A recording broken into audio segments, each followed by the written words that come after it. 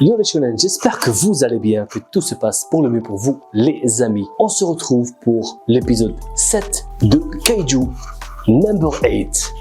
Franchement les gars, on se régale, il nous régale. Quand je vous disais que c'était l'animé de la saison, que c'était l'animé de l'année, ça se confirme épisode après épisode, ça se confirme. On en prend plein à la gueule aussi. Et quand je vous disais que Ishikawa a le potentiel d'être minimum top 3, top 4 des personnages, encore une fois, c'est pas parce que c'est mon personnage préféré. Il y a qu'à voir les esquives de bâtard qu'il a. Et même le mec cheveux en pétard. Quand je l'ai vu fuir, je me suis dit ok, je ne l'ai pas comparé à Kiba pour rien. Le mec a tout pour être un Kiba. Mais au final, il a décidé de prendre son destin en main et de ne pas être un Kiba. Il a voulu me contredire et franchement ça me plaît. Tu n'es pas Kiba, je retire ce que j'ai dit. Le mec aide Ishikawa, ne veut pas qu'il meure et il se permet de l'insulter. Je suis là pour te sauver, bâtard. Il lui dit comme ça, oh, t'as pas intérêt à te sauver, bâtard. Franchement, déjà l'autre Kaiju, il est bizarre les gars. Il a un visage qui n'est pas expressif. Il ne cligne même pas des yeux quand il est en mode humain. Il s'en bat les couilles qu'il le voit en mode humain. Il s'en fout. À croire que demain, il va revenir bosser avec les nettoyeurs est normal, quoi. Ok. On t'a vu en mode Kaiju. Non, c'est pas moi. C'est mon sosie. Il est bizarre, le mec. Franchement, on en prend plein à la gueule. Ishikawa qui arrive à, je sais pas, prier les dieux, les kami, ce que tu veux pour devenir pendant une fraction de seconde plus puissant. Peut-être, je sais pas. Hein. C'est lui, c'est son vœu. Peut-être qu'il y a eu une étoile filante qui est passée par là, par hasard, et que Ishikawa a réussi à voir son vœu exaucé. Heureusement, enfin je dis malheureusement, mais heureusement que pour ce bâtard de Kaiju, il a pu ériger, je sais pas, ou déplacer, je sais pas s'il peut matérialiser les corps des Kaiju ou bien les déplacer. Je n'ai pas encore compris ça, mais il a pu mettre entre lui et Ishikawa une barrière de corps pourri de Kaiju et ça l'a sauvé. Et franchement les gars, je me pose des questions. Est-ce que s'il aurait encaissé l'attaque de Ishikawa, il serait mort? On ne sait pas. Personnellement, je ne pense pas. Parce que franchement, vu le combat contre Kafka, il est vraiment résistant quand même. Mais moi, j'étais sûr les gars. Je vous avais dit aussi que ce mec-là, ça ne va pas être l'ennemi final. Kafka est beaucoup plus puissant que lui. Je vous le disais, je ne suis pas l'oracle cosmique, je ne suis pas le chef otaku ou gros otaku, ce que tu veux. Mais voilà, j'arrive à deviner quelques trucs et je n'ai pas lu le manga. Je ne suis pas en train de faire le bonhomme, moi je sais, je devinais. Non, je n'ai pas lu le manga les gars.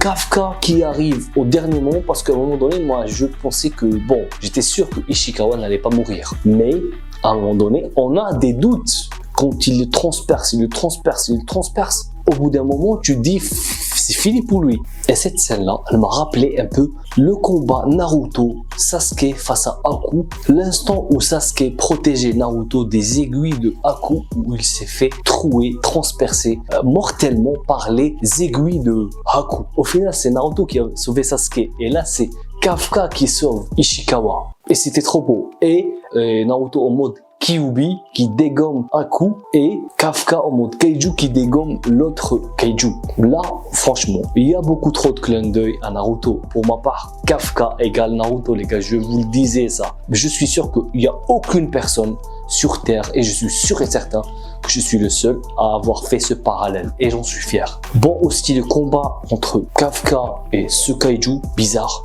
C'était trop beau. Kafka, il est trop balèze. Il en impose trop. J'adore aussi des instants où il parle. Il vient là pour rassurer les autres. Shinomiya, la dernière fois. Et cette fois-ci avec Ishikawa. Il lui dit, allez, vas-y, active ton armure. Malgré que je suis pas très bien placé pour te le dire.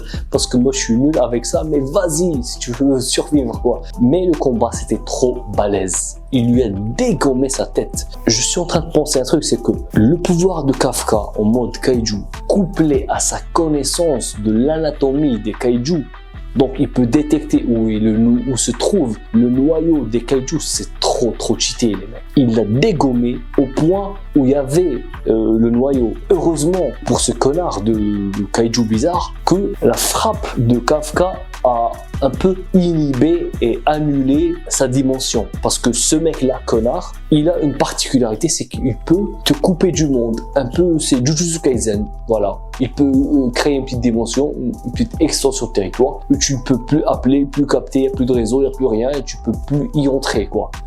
Kafka, il a pu capter ce mec parce que lui-même est un kaiju et il peut ressentir les kaiju. La preuve, il a laissé Shinomiya seul et moi je sais pourquoi il n'a pas voulu amener Shinomiya avec lui parce qu'il sait qu'elle pourrait mourir. Voilà, qu'il pense aux autres aussi, Kafka.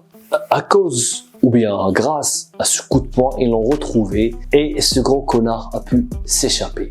Je sais pas. Est-ce qu'il va avoir un power-up, ce gros connard? Je ne sais pas. Le kaiju clou, je ne sais pas est-ce qu'il va avoir un power-up. On verra bien avec la suite. Parce que s'il revient sans power-up, ça n'a aucun sens. Hein. Ça va être la même chose. Pour finir, Kafka arrive quand même à protéger les deux zigotos et à fuir. Mais je ne comprends pas un truc. Pourquoi il ne revient pas en mode humain? Pourquoi il reste en mode kaiju? Et au final, on voit que le bras droit, le commandant en second, le mec Levi qui est un peu débile, enfin qui aime faire le concre, est venu en mode serious business et a voulu le confronter. Et moi, dès que j'ai vu ça, je me suis dit, ding ding ding, il y a une petite, je sais pas, lampe qui s'est allumée. Je me suis dit, le mec est spécialiste dans le corps à corps avec les petits gabarits. Et Kafka est un petit gabarit. Donc ça va faire un combat de malade mental. Franchement, les esquives de Kafka et la rapidité de ce mec-là, c'est vraiment un truc de malade, les gars. Combat de malade. Et le mec, il a éveillé, je sais pas, le Rinnegan. Je ne me souvenais pas qu'il avait des yeux violets. Je sais pas. Et même son, je sais pas, les LED de son armure, de sa combinaison, elles sont violettes. Et le mec, il se restreint parce qu'il a dit, à un moment donné, à prononcer que est-ce que j'ai, je sais pas, l'accord pour enlever la restriction, le nerf. Et le mec arrive à déployer 92% du potentiel de l'armure. Donc il n'est pas loin de la commandante, hein. Il n'est pas loin de Mina, franchement. De toute façon, l'épisode c'est fini sur cette scène-là. C'était un épisode excellent, masterclass, franchement. Je ne sais plus où donner de la tête. Je vous avais dit, les gars, que c'est l'animé de l'année, de la saison. Je sais qu'il y a My Hero Academia, je sais qu'il y a aussi Demon Slayer, mais franchement, pas Jujutsu Kaisen, Kaiju, c'est une dinguerie, les gars. Bon, voilà, les gars, c'est déjà fini. Si vous avez aimé, pensez à vous abonner, activez la cloche parce que c'est très important.